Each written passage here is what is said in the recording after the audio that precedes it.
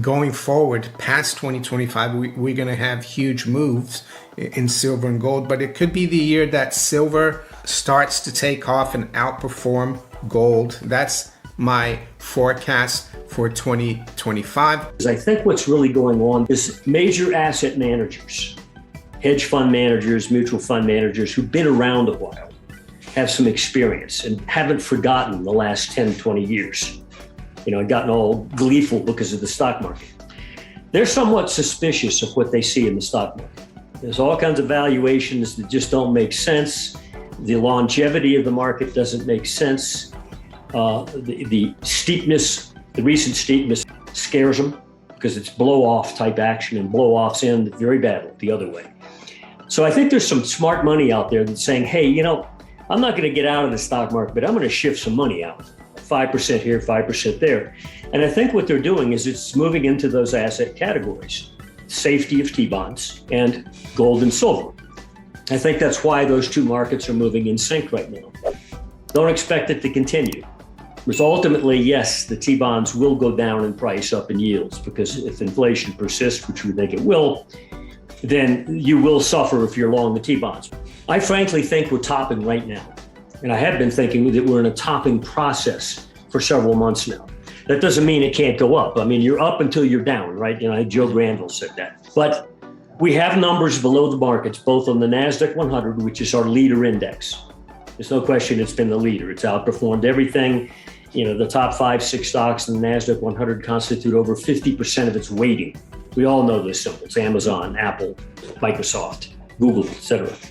They also constitute probably about 25% of the weighting of the S&P 500. So as these indexes have moved up, it's not because of all the symbols within the index. It's primarily because of the leadership has been so strong. And therefore, focus on the NASDAQ 100 because that's where the leadership is really weighted. We see numbers below the S&P and below the NASDAQ 100 that aren't that far down there. Now, considering that we've had a 12-year uptrend, which is highly unusual, and a lot of that's been vertical, it's scary.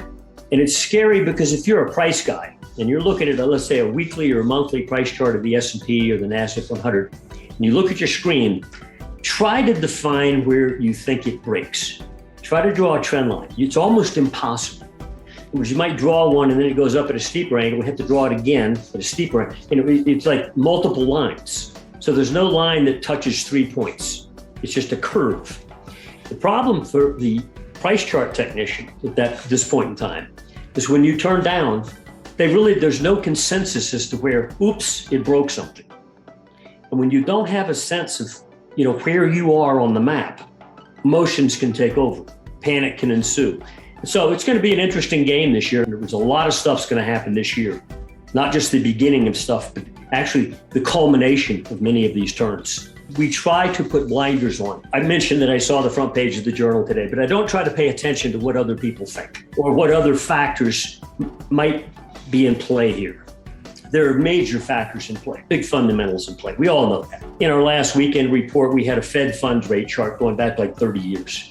I mean, you just look at the silly thing and you say, no wonder the stock market's gone vertical for 12 years. It's a zero, and for 10, 12 years, no wonder the stock market was inflated. We've had inflation for many years. It just didn't go into commodities until when asset managers again did what? Change their preferences from stocks to undervalued commodities that have less risk, probably more reward. And sure enough, that's what's happening. So now we have what the public and the Fed call inflation. In fact, we've had it all along. It's just been expressed elsewhere in a vertical stock market. So I think that bubble's going to burst.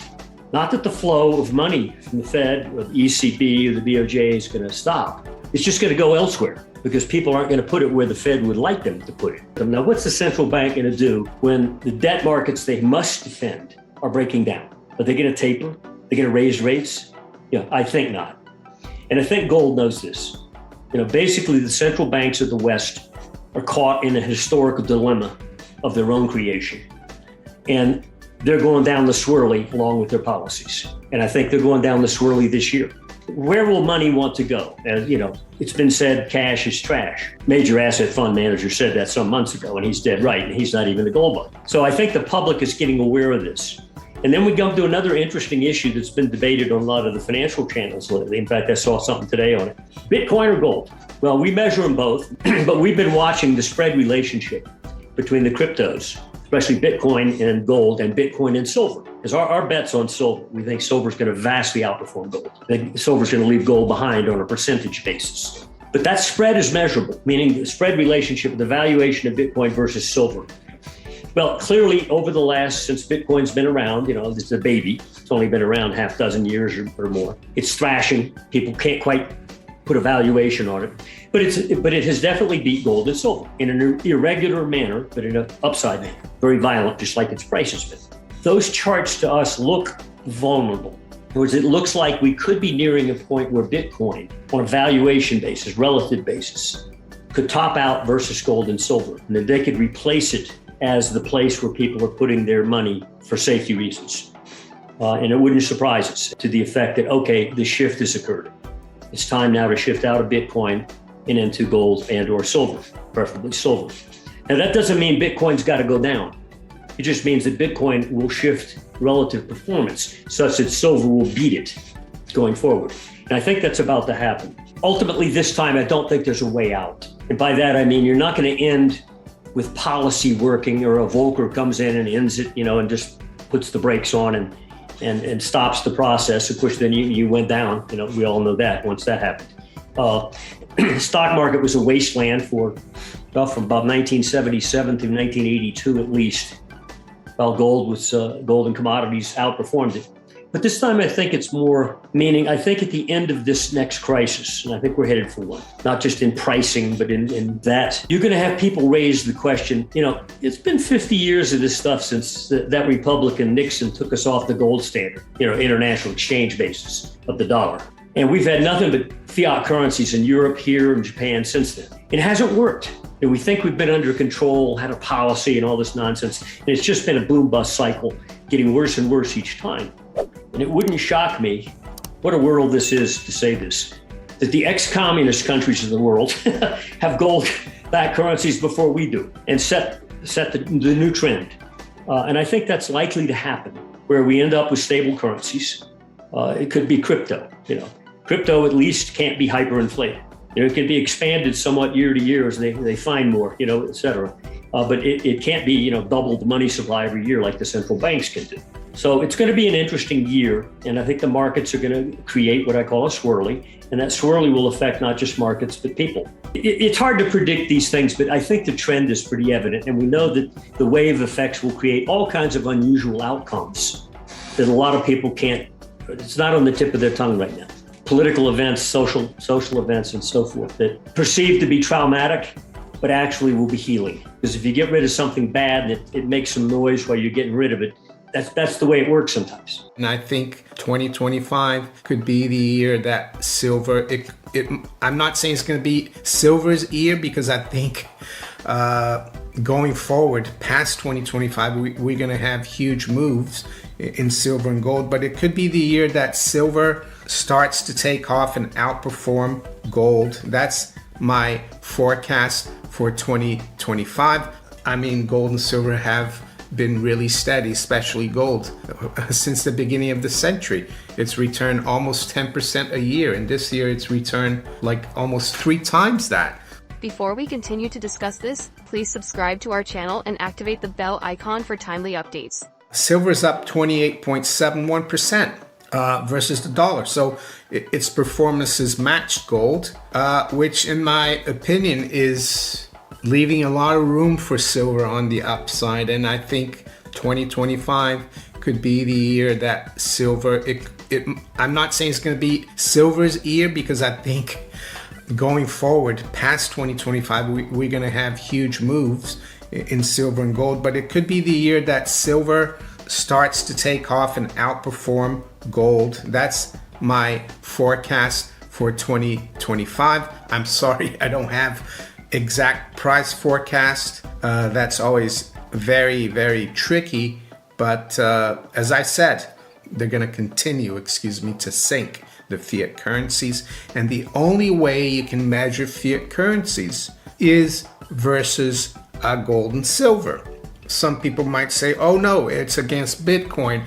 I'm sorry, it's not, because even though Bitcoin might go to 200,000 by the end of 2025, we could see it down to 40,000 before it gets there later on in the next few months. That's how volatile and dangerous it is. And I still think the base for savings, long-term savings, is physical gold and silver.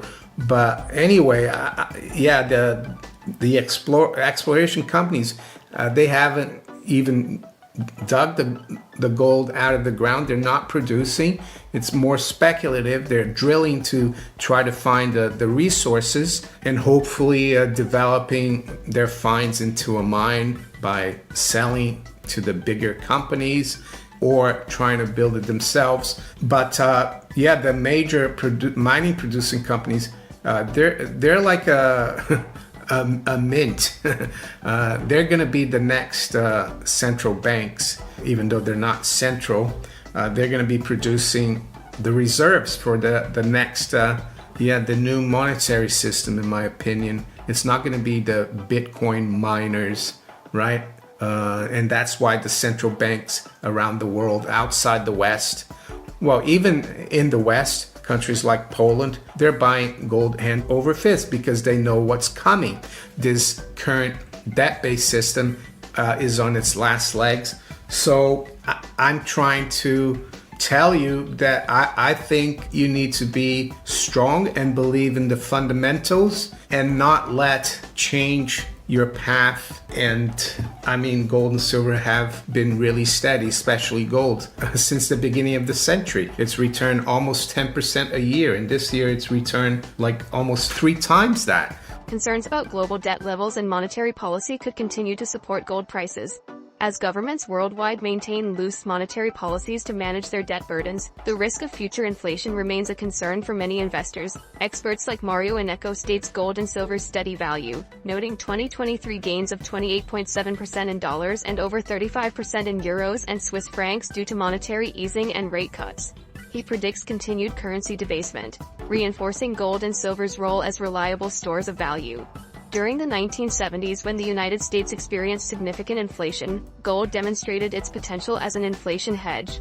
As the Consumer Price Index, CPI, rose dramatically, gold prices surged from $35 per ounce in 1971 to over $850 by 1980. This period served as a powerful example of gold's ability to preserve wealth during times of monetary instability. Let's get back to the interview.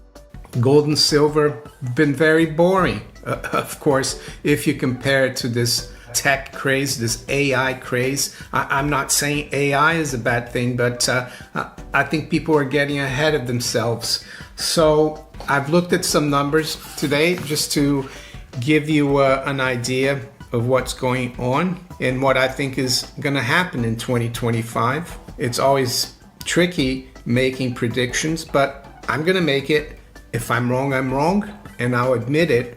But looking at where we are today, and I took these prices from 8 a.m. It's actually 20 past 8, but you have to take a price somewhere, even though the price of gold and silver, they trade almost 24/7. They're probably the most liquid metals in the world, I would say, because they're money.